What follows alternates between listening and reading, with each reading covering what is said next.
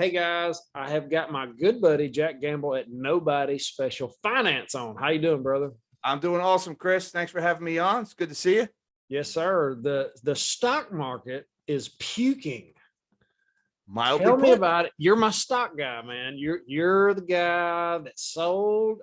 I'm not going to say you sold at the high, but you did pretty good. He sold about what, 3 or 4 weeks ago?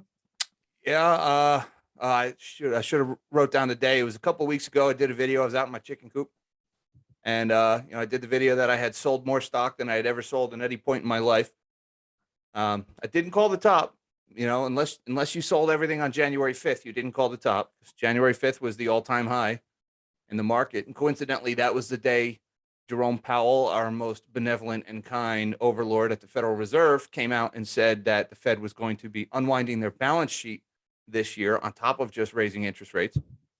And lo and behold, that marked the all-time high in the stock market. We have not made another high since then. We've been on a steady march down ever since then, and interest rates have been on a steady march up.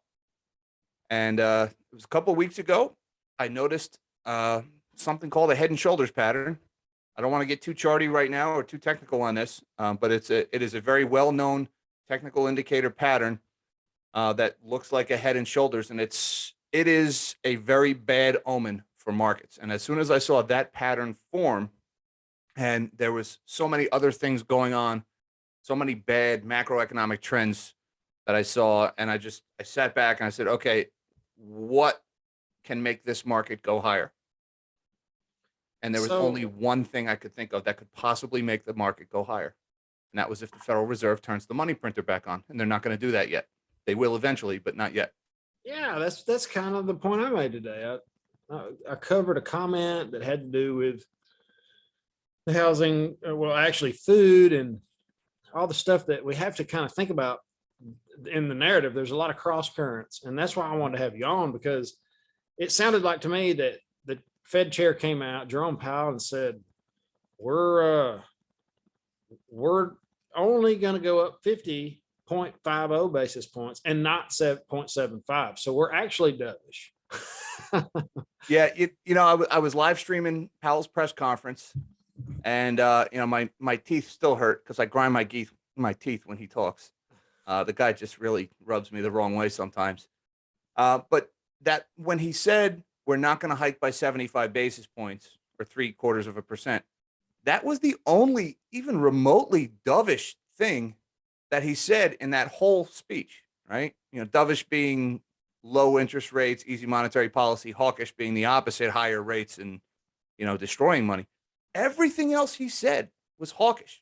I mean, he spoke for more than an hour, and everything except that one little point that they weren't going to hike by 75 basis points. That was the one little dovey thing he said. And as soon as he said that, the markets just took off straight up, almost 1,000 points higher. And I remember as soon as he was done speaking, I had the charts up on my live stream while this was happening. And I remember thinking to myself, this is not a dovish press conference. Why is the market going higher? And I used the line, it doesn't pass the sniff test. I just did a video about this today. Very simple thing. You take some food out of the refrigerator and you smell it. Does it smell bad? Don't eat it then. And, I'm looking and the market is just rocketing higher. And I'm like, should I FOMO in? Should I buy in? Should I buy some calls in the S&P 500 or something?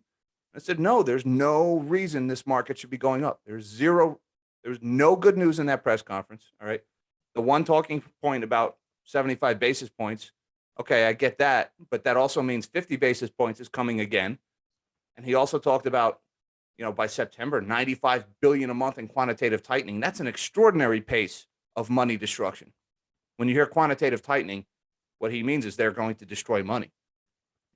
As these bonds that they bought, they printed money during COVID and they bought bonds with that printed money. Well, now they're going to get paid back and they're going to destroy that money. The opposite. Well, that's going to make a big sucking sound in our economy. That's going to be sucking money right out of GDP. That's bad for our banks. That's bad for our economy. And I remember saying this rally doesn't pass the sniff test and that I wasn't going to chase. And then as soon as we opened up this morning, oh boy, down we went, straight back down. And they gave it all back in one day. How do you reckon he learns to talk like that? I don't know, but man, it's never. So hard to listen to. Yep. And I tell you, I would never play poker with that man because he will bold-face lie, and I do mean bold-face lie. And only one time yesterday did I see him get a little uncomfortable, where he actually, like touched his face a couple of times in a row, which is, one of those tells that people are lying, is when they do that several times in a row. And when he was talking about how the tight labor market had disproportionately benefited the bottom quartile of earners, as if the poor were doing so well right now. And Jerome Powell's not a dummy. All right. He knows that's a bold-faced lie. He knows inflation hurts the bottom quartile more than anyone because the people at the bottom of the income scale spend almost all of their income on three basic necessities: food, fuel, and shelter. And the price of those three things is going up at an astronomical pace right now. Those people have nothing left over for anything else after paying for food, fuel, and shelter. So for him to go on TV and to say, the tight labor market is leading to 3.5%, 4% wage gains, and therefore the poor are doing better, when he knows inflation, real inflation, is closer to 18, 19% right now. It was just an outright lie. And those gigantic fuzzy eyebrows of his did not even twitch when he said that, man. I mean, he's got two big fuzzy caterpillars parked right on top of his eyes, and they didn't even budge when he did that. He touched his face once, a few times. That was it. So we're in the same camp as in they're going to create this recession. That's what it looks like. If you keep doing this kind of stuff, this dovish, hawkish, not so dovish, whatever he's doing, it seems like that's going to put us into a recession, and that could possibly cause the money printing that we've been looking for. And that will probably be the final meltup. There could be another one between now and then. I know we don't have time. Timing is, evades us. But is that kind of what you're thinking? Yeah. Yeah. I mean, we're already in a recession. Now, the technical definition of a recession is 2 consecutive quarters of negative GDP growth. So in order to get 2 consecutive quarters of negative GDP growth, you have to be 6 months into the recession already, right? So by the time a recession is declared, you're already 6 months deep in it. Well, we just had our first quarter of negative GDP. A couple of days ago, they declared a negative 1.4% GDP number. And, all the apologists and the Keynesian economists on CNBC or on TV say, oh, it's just noise. It's inventory changes. It's fine. The economy is strong. No, the economy is not strong. Our economy is in free fall right now. It really is. You're talking about the news. I turned the news on today when I was in the gym for about 20 minutes just to see what they would talk about. And it was about the Democrats are so pissed off that they can't kill their own babies. That's all it was about. It was just, it is just horrendous what they're doing to us. We can't kill any more babies. And it was just on and on and on. And then it went from that to the Johnny Depp thing. Maybe it was just complete crap. All right. When the magician is doing this with his left hand, the trick is happening with his right hand, right? Watch the movie They Live. Yeah. Andrew turned me on to that. You remember that one? Yeah. Put the glasses on. Yeah, that's it. Are we all out of bubble gum yet? I love that quote. Yeah, that's good. But I wish I could say that was unexpected, and I don't want to get too into a hot button issue. But let me just say this about that leak in that issue. Okay, it is historically a winning issue for that side. All right, historically the public support has been on their side. And they desperately needed that to become an issue heading into the midterms because they can't run on anything. They have accomplishment, what anything. The economy is not good. There's a tight job market, but the job market is so good that people are tripping over themselves to get out of it right now. That's not a healthy job market. That's a broken job market. And now they have their shiny new thing, like, forget foreign policy is a mess. Forget the economy is collapsing. Forget people falling out of airplanes in Afghanistan and everything else. Look, this issue here. Look at Johnny Depp and oh my goodness, that's political misdirection. All right, and it's again when the magician is doing something with his left hand that's meant to get your attention, you need to be watching his right hand. I was talking to a couple of guys, my moderator Mish and a few other regulars on the channel, and they're saying they're going to sneak something into some easy peasy legislation, some back page thing. They're going to slip in there for another $100 billion handout to some of their donors or something. Like something is going to happen very quietly over the next few weeks while everybody in Twitter and Facebook is screaming about Roe v. Wade. Yeah, no doubt. It's always the same. Yeah. So, I've never bought a bond in my life. Same here. I'm a hard assets guy. Never touch this stuff. So get out your crystal ball and where do we go from here? What do you think? When we're looking at the stock market falling 1,000 points in one day. Yep. Is this it? Is this are we peaked? Well, let me just say these 1,000-point days, whether up or down, are becoming way more common. All right. 5-10 years ago, with the exception of the GFC, 1,000-point days didn't happen ever. All right. And now in the last month, how many 1,000-point days have we had? 4, and then I think there's like 2 or 3 other days where it was 900 and change. So 1,000 points up and down are becoming average or slightly above average days. Increases in volatility like that are the surest indicator that some trend is coming to an end, that some pattern is about to fail, something is about to break, right? And I use the analogy of your car, right? You're driving down the road and your car starts to shake a little bit and it's shaking more and more and more and more, and the shakes are getting bigger and bigger. It's pretty obvious something in your car is going to break if you keep driving. And I feel like that's where we're at right now, because these swings, the amplitude up and down and the frequency of these swings is increasing. The market is not designed to operate like this. Something's going to break.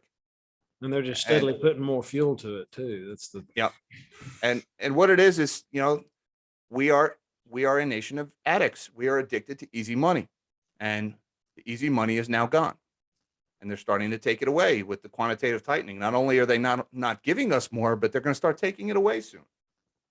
And I just went down before we started talking. I just started writing, pros and cons for the market. We've got earnings have been bad. They've been awful this quarter. The bank earnings were terrible. The FANG earnings, the Facebook, Amazon, Netflix, Google, terrible, with the exception of Microsoft, had a pretty good quarter. Apple had a fantastic quarter, but then they came and said China is going to ruin our quarter next quarter and for the foreseeable future, because, my God, what's going on in China? Don't even get me started on that. So earnings are bad. Interest rates are going higher. We have a debt-based economy. That is bad because, people can't just refinance their mortgage now in order to free up an extra $300 a month to make ends meet when difficult conditions hit now. You can't refi now because interest rates are higher. You're going to refi at a higher rate. So people are going to start defaulting on their loans pretty soon. Higher interest rates, and that's just mortgages, business loans, cars, everything. The defaults are going to start piling up. The supply chain is getting worse. I mean, how long have they been telling us the supply chain, the issues are largely behind us and we think it's peaked and it's going to start coming better? Even worse now. I just came back from a meeting at my fire station, and, we were talking about buying this all-terrain vehicle, for doing rescues on a hiking trail. And they were talking about buying it now or placing the order now. And they said, well, we better place the order now because the lead time is like 245 days. And they'll quote us a price, but they can't guarantee that that price will be there 245 days from now. The price is probably going to go up. And even if we make a down payment, the price may still go up by the time they deliver on it. I mean, that's not a healthy supply chain. Yeah, I was doing an interview yesterday with a guy that was deep in the thick of the computer chip shortage. And he said it's not a price thing anymore. People want a cheaper price. They're just wanting product. They'll pay whatever for the product. It's getting that bad. Yeah. They're just talking people are waiting 6 months to a year for these chips that are needed in these, everything. Amazon, you name it, is where they're needed. And remember, 1/3 of the world's chips are made on the island of Taiwan. Yep. So if the geopolitical situation there gets any worse, oh boy, that will affect everything. Yeah. That's inflation. Jim Cramer says inflation has peaked. Oh, good. That's all I got. I don't think inflation has peaked. I think inflation is just starting to hit food, which, coming to a supermarket near you, food shortages. if it's not already there. Yep. Should be already there. The labor shortages are absolutely killing small businesses. The labor We talked- quality is the killing small businesses as well. Well, did you see that the report came out today of productivity? The average productivity went down, was it 7.5% in the first quarter, and the cost went up 11.8%. So business owners have to pay more for less production from their employees. And I'm not just going to chalk that up to, like millennials or anything like that. That's intellectually lazy to say that. That is, the economy is hamstringing the workforce, right? You got guys on the assembly line, they got no parts to put together, or they're waiting on pipe and they can't finish the project, or this house is 90% complete. The builder's got no windows, so he can't finish the house and get his last payment, right? This is the labor shortage in the supply chain killing economic activity, killing GDP, and it's showing up in this productivity number. The housing market's getting ready to roll over. Foreclosures are up. Mortgage applications are down. Builders still didn't 120%. build. I think it's like 120 or 121% Yep. in foreclosures. I talked about that today. It's getting bad. So, I mean, and the Chinese real estate market and the Chinese banks look like they're on the brink of collapse too. And, part of me thinks maybe the reason why the Chinese have deployed their military in all their major cities is they're trying to get out in front of some pretty widespread social unrest that they think might be around the corner. That's because Chinese have almost all of their wealth in real estate. The Chinese don't really use their stock in the bond markets the way we do in America. The average Chinese citizen has all of his wealth stored in real estate, and that market's collapsing. So, I mean, that's all the bad things that are going on in the market. I'm not trying to be. And the one good thing I could think of, right? That's my cons column. And my one pro is things might be so bad that the Fed turns the money printer back on. Oh, that'll help. Short term for sure. And I forgot to mention the strong dollar. The strong dollar is going to kill American company earnings too. We have companies that make money in euros. They get paid in euros over in Europe. Well, when they bring that money back to the US, they lose it when they convert it to dollars if the dollar's too strong. You'll start next quarter when companies start reporting their earnings, you're going to hear about Forex headwinds. That Apple took a hit in earnings because all the iPhones they sold in Europe, when they converted those euros to dollars, it didn't convert to as many dollars as it used to because the dollar is stronger now and the euro is weaker. So that's going to make American company earnings come down even more. That's going to hurt our GDP. So all bad. I mean, the only good story is the Fed. Okay. So I like to talk about solutions, and whatever that may be. It doesn't sound, I mean, aside from hanging yourself, what can we do? What is the action to take? I like those things. Action to take. This is what some ideas. Okay. So, this is where I would typically CYMA, if you will, the whole part about not being a financial advisor and not financial advice. All right. My personal approach right now, I always buy a little bit of precious metals, right? I don't buy huge quantities. I buy a little bit on a regular basis. Same thing with Bitcoin. I buy a little bit on a regular basis. I don't pile in. I dollar cost average a little bit all the time. And those are long-term trends. I never change that strategy. Now, I sold almost all of my stocks. I'm very heavy in cash right now. Even though I'm eating a loss holding cash, right? Because inflation is running rampant. Inflation, official government numbers, 8.5%. Really, it's closer to 18% if you look at shadowstats.com, where they track inflation using consistent terminology from the 1980s. So I'm sitting in cash right now. I'm actually taking a loss from inflation because I think assets are going to go on sale soon. And one of the reasons why we see this strong dollar, this Dixie is so high. And let me rephrase, when I say strong dollar, I want to clarify that is the dollar as measured against other currencies. Right? When you hear strong dollar, that doesn't mean the dollar buys you more stuff, because the dollar doesn't buy you more stuff. We have inflation. The dollar gets you less stuff. But the dollar will buy you more euros or more Canadian dollars or more Japanese yen than it used to. So when you hear strong dollar, that's only comparing it against the other garbage. Right. So the reason why the dollar is so strong right now is because everybody, or a lot of people, are doing what I'm doing. They're selling stocks, they're selling bonds, and they're sitting in cash because they're waiting for the bottom to fall out so they can scoop up assets on the cheap. And that's my plan. Right, is I'm sitting in cash. I'm eating the cost of inflation while I sit in cash, nibbling away at gold and silver and Bitcoin as I sit here. I have some other trades in place, like I own some call options and some energy stocks. And, I own some calls in the VIX, the volatility index, which is basically shorting the stock market, betting the market is going to go down, as well as some agricultural commodities. I think commodities is really the big category to be in, the basic stuff, right? When things go bad, what do people spend their money on? The heat and whatever they're going to eat, right? Well, That's food, what yeah. where the money's going to go. And that's demand for those things is really inelastic, especially food. Regardless of how high food prices go, people have to eat, so they'll have to pay it. That's one of the reasons why I think there's a lot of civil and social unrest on the horizon, because that's coming. How bad's food prices going to hurt the housing debacle?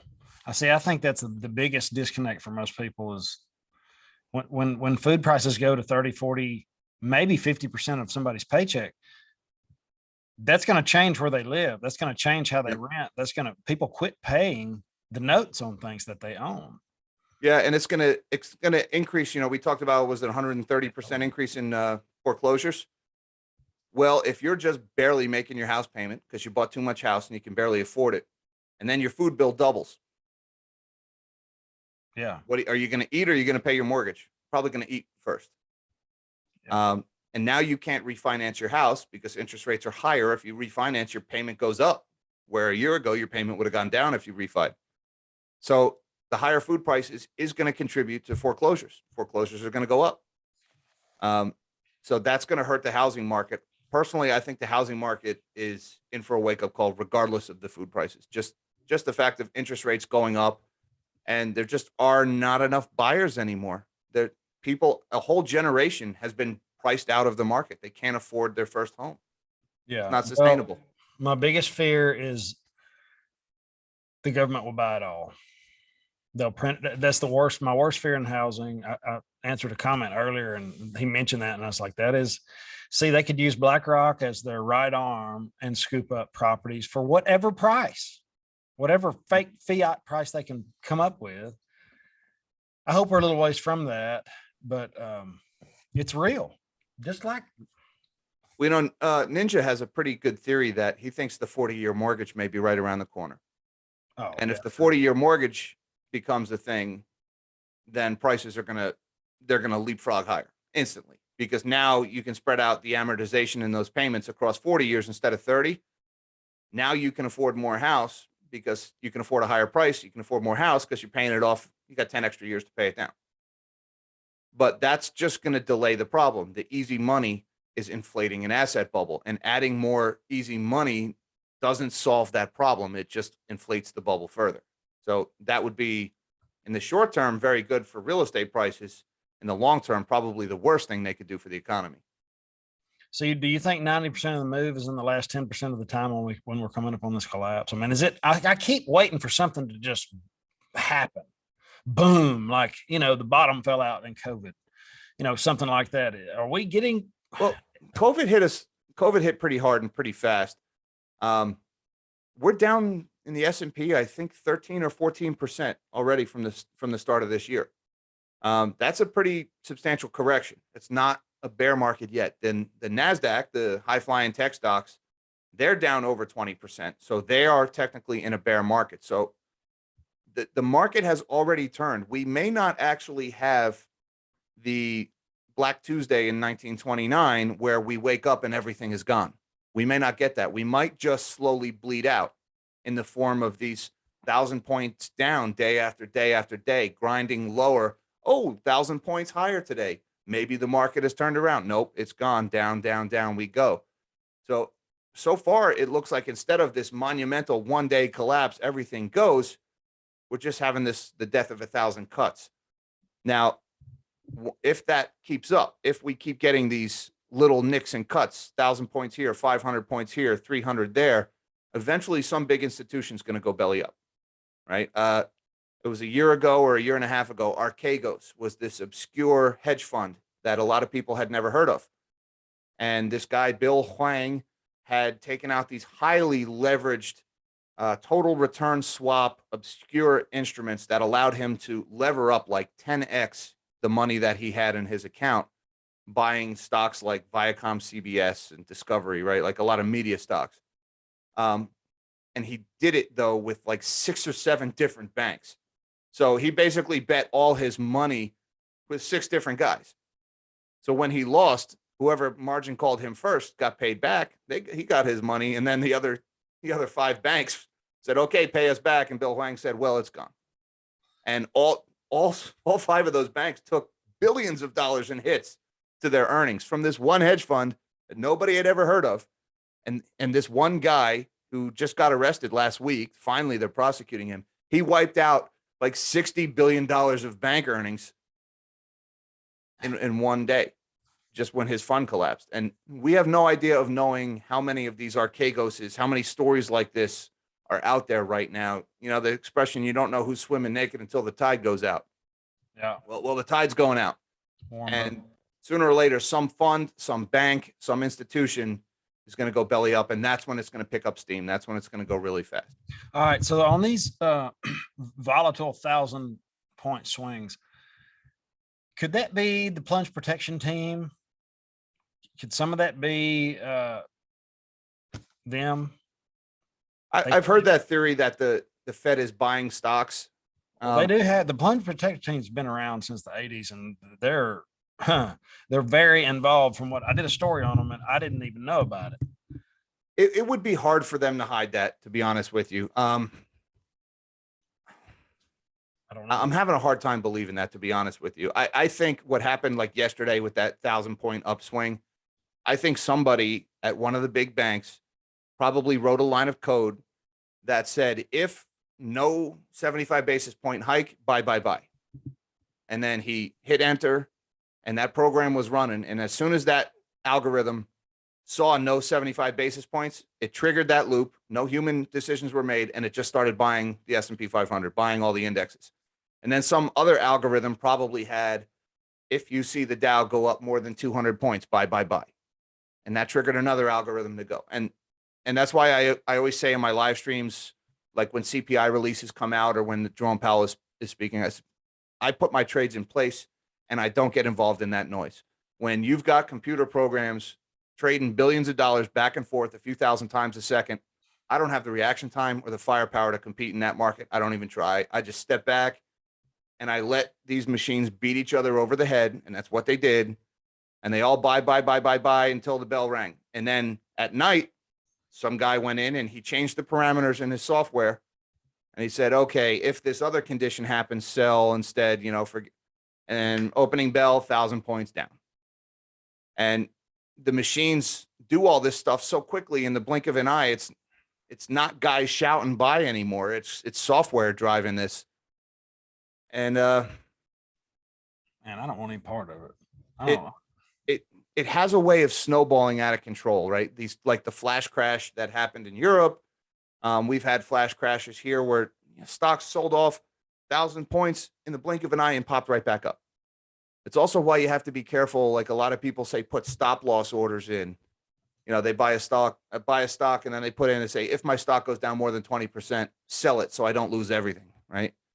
Well, when you have these 1,000-point swings like that, some people call it stop loss hunting, where the algorithms can engineer a sell-off, bring the market down, trigger your sell-off, trigger your stock to sell. So you lose your stock, you get less money for it, and then the market goes right back up. And now the stock that you sold is worth more. So in environments like this, with this volatility swinging back and forth and the algorithms dragging markets 1,000 points one way or another, you can't just leave those automated trades in place. You're going to get wiped out in the swings. So it's bad for your blood pressure, a market like this. Yeah. The stock market's acting like crypto. Yeah. It's not the first time today I heard that comparison, actually. Yeah. Well, when you're talking about getting wiped out, I learned I wasn't a day trader in the crypto market. That just didn't work for me. Well, Jack, I don't want to keep you all night. It's 9:00. I hope you have an awesome evening, and I will, I'll touch base with you because you're my stock guy, and I want to try to, I respect what you did by selling at almost the top. Close. That's close enough. Close. No. Glad I sold when I did. That's for sure. Yeah. So thanks. Well, Chris, if you ever want to get my attention, just flash your high beams because you're always right behind me, right? See what the Wi-Fi password is today. Yeah, that's right. One of these days I'll be looking at your taillights, but it ain't today, brother. I'm working on it. Me and Jack have a friendly competition. But see, the wolf climbing the hill is hungrier than the one on top of the hill. we'll see. That day might be around the corner, but I appreciate you doing all you do. And thanks for coming on, man. Anytime, brother. Take it easy. Later.